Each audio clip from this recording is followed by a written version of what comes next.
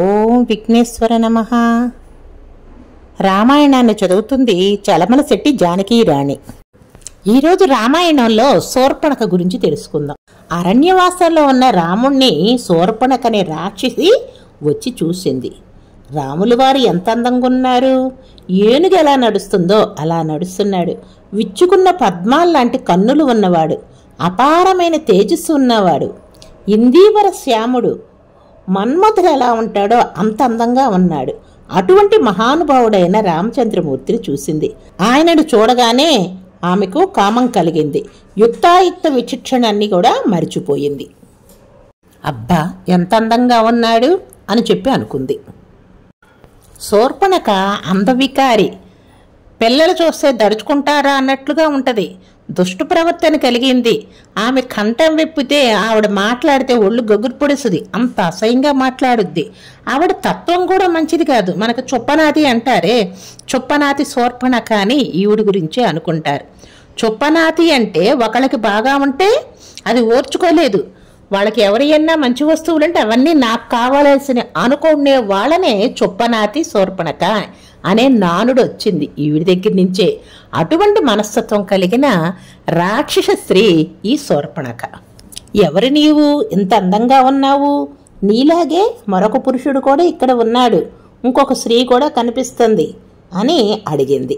నేను దశరథ మహారాజు కుమారుడిని, నన్ను రాముడు అని పిలుస్తారు. ఇతను నా తమ్ముడు లక్ష్మణుడు, ఆమె నా భార్య సీత. మేము ముగ్గురం కూడా మా తండ్రి మాట కట్టుబడి అరణ్యానికి వచ్చాం. ఇక్కడ తాపసులపై ధర్మబద్ధమైన జీవితాన్ని గడుపుతున్నాడు. అసలు నీవెవరు, ఎన్ని అడుగుతున్నావు అని అడిగాడు. నా పేరు శూర్పణఖ, నాకు కామరూపం ఉంది. నేను ఏ రూపాన్ని కావాలన్నా పొందుతాను. నేను ఈ అరణ్యంలో తిరుగుతూ ఉంటాను. విశ్వవసు బ్రహ్మ కుమారుడైన 10 తలగలు కలిగిన రావణాసురుడు నా అన్నగారు, ఆయన చెల్లెల్ని. నాకు కుంభకర్ణుడనే మరో అన్నయ్య కూడా ఉన్నాడు. వాడు ఎప్పుడూ నిద్రపోతూనే ఉంటాడు. వాడు కూడా రావణుడి లాగానే గొప్ప రాక్షసుడు. నాకు విభీషణుడని మరొక అన్న కూడా ఉన్నాడు. వాడు పుట్టడం మాతో పాటే పుట్టాడు, కానీ పనికి మాలిన వాడు. ఒక్క రాక్షసు చేష్ట కూడా వాడి దగ్గర లేదు. ఎప్పుడూ ధర్మం ధర్మం అంటూ ఉంటాడు అని వాళ్ళ కుటుంబం గురించి అంతా చెప్పింది.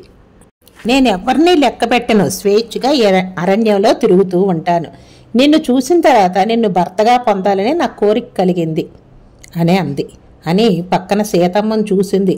ఇంత అందమైన భార్య ఉంటే నన్నెందుకు ఏలుకుంటాడు, నా దగ్గరికి ఎందుకు వస్తాడు అని ఆలోచించింది. ఈవిడ నీకు తగింది కాదు, ఆవిడని విడిచిపెట్టేసే, నేనే నీకు తగిన భార్యనవుతాను, నన్ను స్వీకరించు. ముందు ఆమెను తినేస్తాను, తర్వాత నీ తమ్ముడిని తినేస్తాను, ఇంకా మనిద్దరమే ఉంటాం, మనిద్దరం స్వేచ్ఛగా అరణ్యంలో విహరిద్దాం అని చెప్పింది.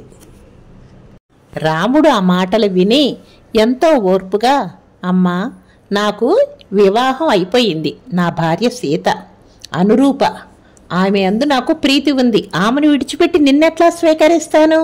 నా తమ్ముడికి కూడా వివాహం అయ్యింది, అతనికి కూడా భార్య ఉంది అని చెప్పాడు. ఇంకా శూర్పణఖ కామరూపం పొంది లక్ష్మణుడి దగ్గరికి వెళ్ళింది. వెళ్ళి, నేను నీకు తగిన భార్యని, నేను నీకు భార్యగా ఉంటాను, నేను అందమైన రూపంలో ఉన్నాను, నువ్వు కూడా అందంగా ఉన్నావు, మనిద్దరం సంతోషంగా కాలం గడుపుతావు, నన్ను స్వీకరించు అంది.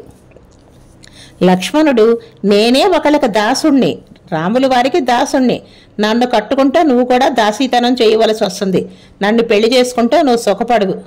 మా అన్నగారు పక్కనున్న వదిన గారు వృద్ధురాలు అయిపోతుంది, నీలాంటి అందగత్తెను చూసిన తర్వాత ఇంకా మా అన్నగారు భార్యతో ఎందుకుంటారు, నన్ను కాదు మా అన్నయ్యనే పట్టుకొని మళ్ళీ రాముడి దగ్గరికి పంపించాడు. ఇటు చూడండి, రాముల వారు లక్ష్మణుడి దగ్గరికి పంపిస్తే లక్ష్మణుడు రాముడి దగ్గరికి పంపించాడు, ఎట్లయినా వదిలించుకోవాలి అని. రాముడు లక్ష్మణ అని గట్టిగా పిలిచాడు. లక్ష్మణ, ఇటువంటి వాళ్లతోన పరిహాసం, స్త్రీతో పరిహాసం ఆడేటప్పుడు చాలా జాగ్రత్త ఉండాలి. నీ పరిహాసాన్ని ఆవిడ నిజం అనుకుంటుంది. సీత అడ్డు లేకపోతే తను నేను స్వీకరిస్తాను అనుకుంటుంది, సీతను చంపడానికి వెళ్తుంది. అటువంటి స్త్రీని ఉపేక్షించకూడదు. సీతను చంపేసి నా దగ్గరికి రావాలని అనుకుంటుంది కనుక కాళ్ళు కానీ కళ్ళు కానీ ఏదన్నా తీసివేస్తే అంగవైకల్యం వస్తుంది.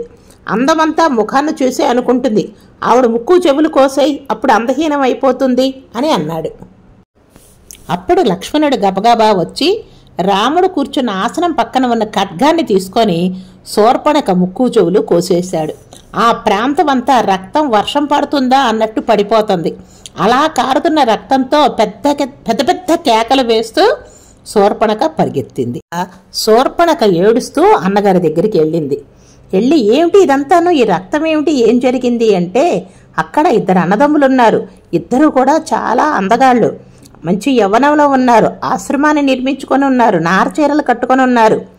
వాళ్ళు కందమూలాలు తింటున్నారు, తాపసుల్లాగా ఉన్నారు. దశరథ మహారాజు కొడుకులమని చెప్పారు. వాళ్ళ పేర్లు రామలక్ష్మణులు. వాళ్ళ మధ్యలో ఒక స్త్రీ ఉంది, చాలా అందంగా ఉంది. ఆవిడ మూలంగానే నా ముక్కు చెవులు వాళ్ళు కోసేశారు.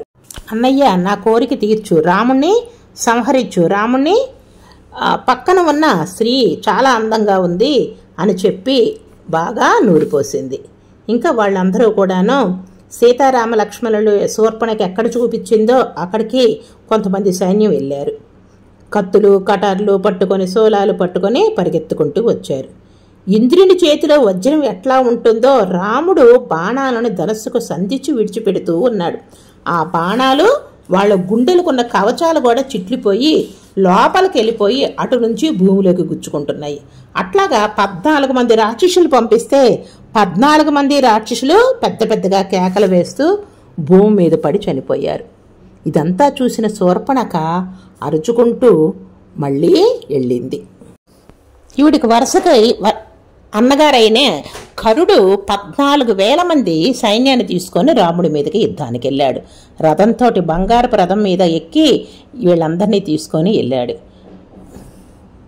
వీళ్ళందరినీ చూసి, లక్ష్మణ, మీ వదిన గారిని తీసుకుని నువ్వు లోపలికి వెళ్ళు, మీ వదిన గారిని దీనికి దూరంగా తీసుకుని వెళ్ళు, నువ్వు పరాక్రమవంతుడు, వీళ్ళందరినీ చంపగలవు నాకు తెలుసు, కానీ వీళ్ళందరినీ నేనే చంపేస్తాను, మీ వదిన గారికి రక్షణగా ఉండని చెప్పాడు. ఇక రాముడితోటి యుద్ధం మొదలైంది. బాణాలు వేస్తూ ఉన్న సముద్రాలు కంపించిపోతున్నాయ్యా, పర్వతాలు ప్రకంపించిపోతున్నాయి అన్నట్టుగా శబ్దాలు వినిపిస్తున్నాయి.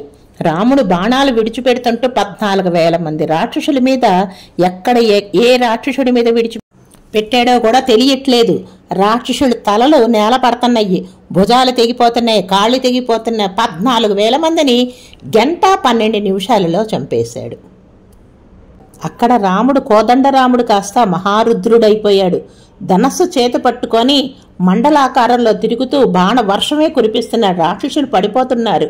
వీళ్ళ అహంకారంతో వీళ్ళు వచ్చినందులో కూడాను ఏకకాలంలోనే 13 బాణాలను వింటినారికి తొడగగల గొప్పవాడు రాముడు. ఒకేసారి 13 బాణాల్ని సంధించి ఆకర్ణాంతం లాగి వదలగల గొప్ప పరాక్రమవంతుడు రాముడు. తక్కువేమి మనకు రాముడొక్కడుండు వరకు అని రామదాసు కీర్తనలో ఉంటాయి. అంటే ఒక్క రాముడుంటే చాలు, మనకేమీ తక్కువ లేదు, మొత్తం అంతా కూడాను ఆయనే చూసుకుంటాడు అని అంత గొప్పగా రామదాసు గారు చెప్పారు. అగస్త్య మహర్షి ఇచ్చిన వైష్ణవ ధనస్సును తీశాడు. అది 3 లోకాల్లో కూడా పనిచేస్తుంది. 14,000 మంది రాక్షసులను, కరదూషణను అర్ధాధిక ముహూర్త మాత్రలో చంపేశాడు. అర్ధాధిక ముహూర్తం అంటే 1:12 నిమిషాలు. 1:12 నిమిషాల్లో రాక్షసులందరినీ సంహరించి సంతోషంగా రాముడు కోదండం పట్టుకొని పర్ణశాలలోకి వస్తూ ఉంటే దేవదుందుబులు మోయగాయి, పైనుంచి పుష్ప వర్షం కురిసింది. ఆ దృశ్యాన్ని చూడటానికి ఎంతో సంతోషంగా ఉంది. జై శ్రీరామ్.